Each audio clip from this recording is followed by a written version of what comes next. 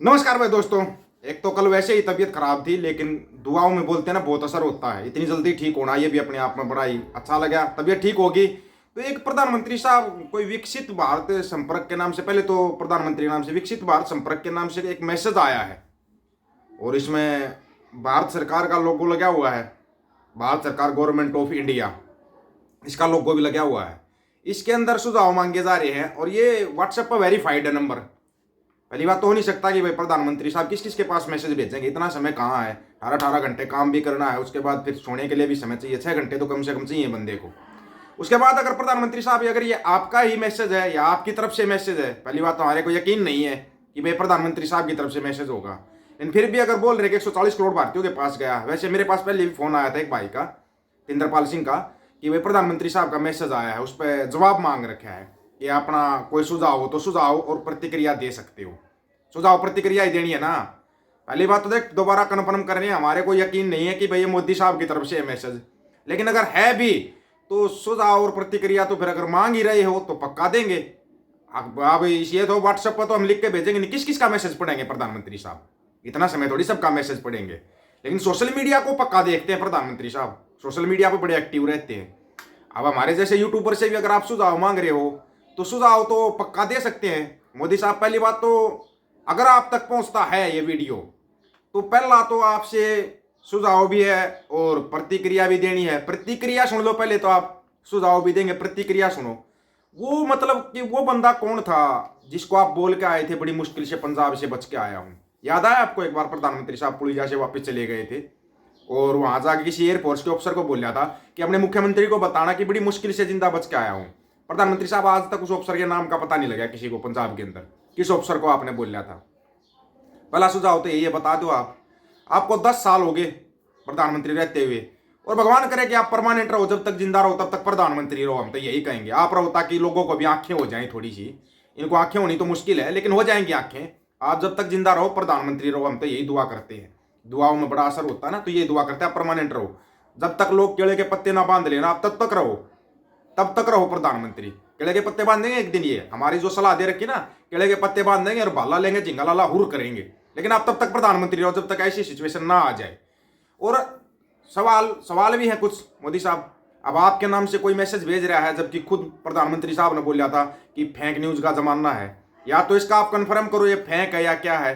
दूसरी बात, press conference का नाम है, प्रेस कॉन्फ्रेंस आप कभी नहीं करते हो। एक बार प्रेस कॉन्फ्रेंस करके है ना, जो इलेक्ट्रॉनिक बॉन्ड का या जो भी ये तमाशा खड़ा कर रखा है विपक्ष ने, इनका एक बार प्रेस कॉन्फ्रेंस करके जवाब दे दो, ताकि लोगों को पता लग जाए। आपके अंदर बोलने की कला है, सबको पता है।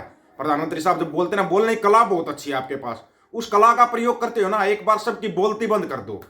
क्योंकि आपके मंत्रियों की तुम सच्चाई मानते नहीं कि आपका कोई मंत्री मुख्यमंत्री सच बोलता होगा। आप, क्योंकि इन्होंने तो ये बोला था भाई युद्ध भी रुकवा दिया था। एक ऐड और चल रही टीवी में, उस ऐड का कन्फर्म कर दो। बोला था ना पापा मोदी साहब युद्ध रुकवा देंगे। आपके पीएम ऑफिस की तरफ से सफाई आई थी कि प्रधानमंत्री साहब ने कोई बात नहीं की, कोई युद्ध नहीं रुकवाया। फिर ऐसी ऐड क्यों चल रही है? ऐसी ऐडों के ऊपर क्यों नहीं कोई कानूनी कार्रवाई हो रही? ये ऐड क्यों चल रही है? हमारे जैसे यूट्यूबर का फोन खोलते उसमें भी आपकी ऐड आती रहती है। कितना पैसा लगा रखा है ये भी बता दो भाई, कितना गूगल को दे रखा है। चाहे कोई छोटा मोटा यूट्यूबर हो या कोई भी हो, सबके ऊपर आपकी ऐड चलनी चाहिए। ये ऐड वाला फंडा थोड़ा समझ में नहीं आया, इसका भी थोड़ा कन्फर्म कर दो तो आप अच्छा होगा। आपने वहां युद्ध रुकवा दिया भाई, यूक्रेन का रूस का युद्ध रुकवा दिया, लेकिन मणिपुर में तो नहीं रुकवा सके आप। मणिपुर में तो आप कुछ भी नहीं रुकवा सके। मणिपुर का भी रुकवाना चाहिए था आपको। अगर रूस यूक्रेन का युद्ध आपके एक फोन से हो सकता है, हो सकता है आप मणिपुर नहीं जा पाते, फोन कर देते, रुक जाता, वहीं पे युद्ध रुक जाता। मणिपुर आज तक जल रहा है। किसी ने मणिपुर का मैं भी बोल रहा हो तो बता दो। ये जो मंडियों में दलाल बैठा रखे हैं, एक इनका और करो, क्योंकि आप खुद कहते हो कि आपकी न्यूज नहीं दिखाते, और हमारे को लग रहा है कि आपके सिवाय ये किसी को नहीं दिखाते। तमाशा ये है कि आपके सिवाय किसी को नहीं दिखाते। जब दिल्ली से आदेश होता है उसी को टीवी में लेके आते हैं। जैसे उसको लेके आए थे भांड को, भगवंत मान को, भांड क्या कहते हैं, क्या कहते हैं, क्या है वो हमारे को नहीं पता, उसको लेके आए। वो आपके इशारे से आया, ऐसे तो नहीं आया है।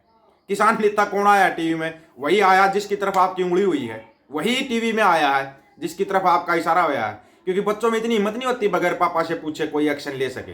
बगैर पापा से पूछे तो कोई सवाल ही नहीं कर सकते।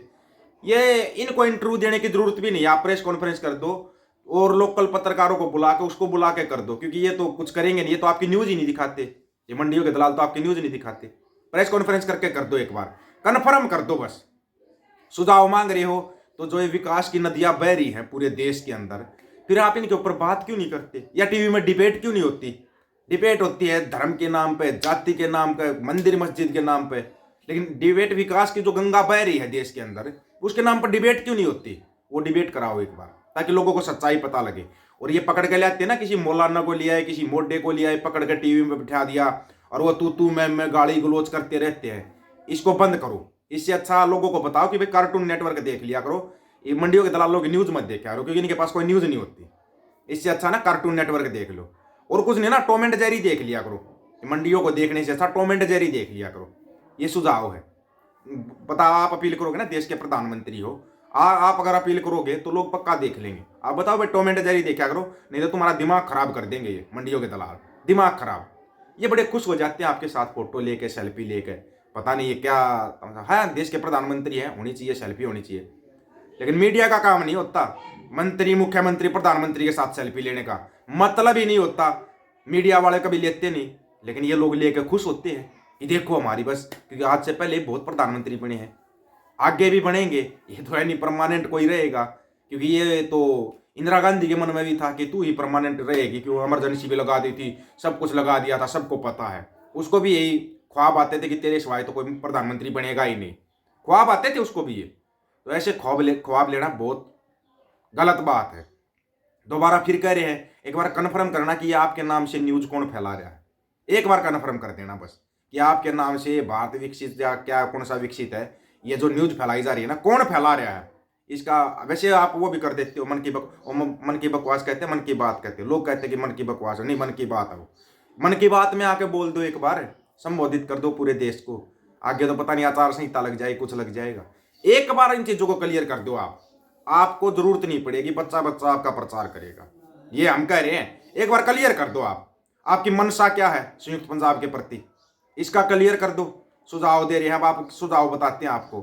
एक तो ये बता दो कि एक तरफ तो आपके छोटे मोटे मंत्री हैं या जो बिठा रखे यूट्यूब पर पै टै करने वाले गोबरारिया जैसे, ये सिखों के खिलाफ इतना भंडी प्रचार क्यों करते हैं, किसके कहने से करते हैं? उनको रोको, वो इतना गलत भंडी प्रचार कर रहे हैं जिसकी कोई लिमिट नहीं है। विशेष तौर पर संयुक्त पंजाब के प्रति। संयुक्त पंजाब का आप मतलब तो समझते होगे ना, पंजाब, हरियाणा, पश्चिमी उत्तर प्रदेश, पूर्वी राजस्थान, हिमाचल, J&K, इनके खिलाफ जो भंडी प्रचार किया जा रहा है, क्यों किया जा रहा है? ये सुझाव है। आप मन की बकवास में ही कह दो ये बात, ताकि लोगों को पता लग जाए। एक रिक्वेस्ट है आपसे, अगर आप यूट्यूबरों से भी मिलते हो, चलो किसी दिन हमारे भी अगर मिलियनों में सब्सक्राइबर हो जाएंगे तो मिलेंगे आपसे, फिर आप अपने आप बुला लोगे। अगर लाखों में वीडियो चले जाते हैं ना, व्यू चले जाते हैं, तो आप उसी को बुला लेते हो। किसी दिन हमारे भी चले जाएंगे, बुला लेना, बैठ के बात कर लेंगे।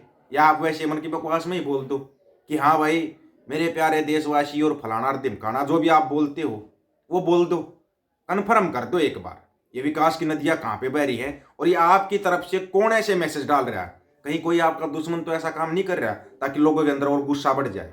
क्लियर करना। और सभी साथियों से रिक्वेस्ट, आप कमेंट में अपनी राय रखना, क्या प्रधानमंत्री की साहब की तरफ से आ रही है मैसेज, कमेंट में अपनी राय रखना ताकि लोगों को पता लग जाए। सभी साथियों को राम राम, नमस्कार, आदाब, सत श्री अकाल।